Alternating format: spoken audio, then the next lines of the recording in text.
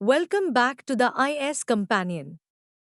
In today's lecture, we will discuss special administration for scheduled and tribal areas. Article 244 in Part 10 of the Constitution establishes a unique system of administration for designated areas known as scheduled areas and tribal areas. The fifth schedule governs the administration and control of scheduled areas and tribes, excluding Assam, Meghalaya, Tripura, and Mizoram. Conversely, the sixth schedule addresses the administration of tribal areas specifically in these four northeastern states. 1. Administration of scheduled areas. Background and rationale. Scheduled areas differ from other regions in India due to their inhabitants by socially and economically backward aboriginals, necessitating special attention for their upliftment.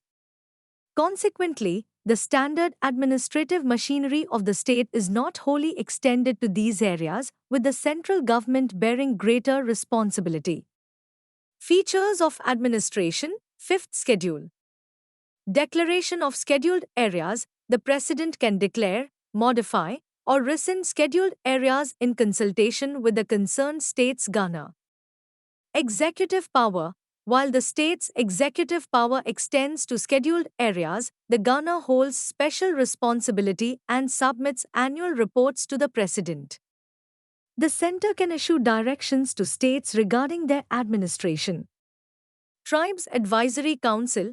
States with scheduled areas must establish a council to advise on tribal welfare, consisting mainly of tribal representatives from the state legislative assembly.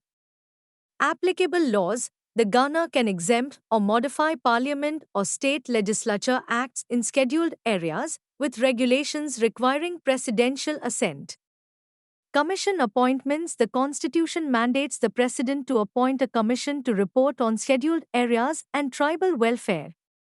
Notably, commissions were appointed in 1960 and 2000 to assess these aspects. 2. Administration of tribal areas.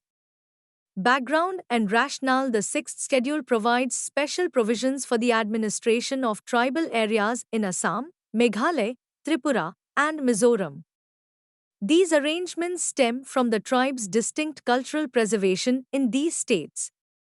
Features of administration. Sixth schedule.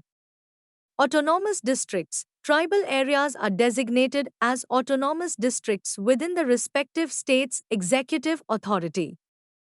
Governor's powers. The governor can reorganize autonomous districts and regions, including dividing them into smaller units.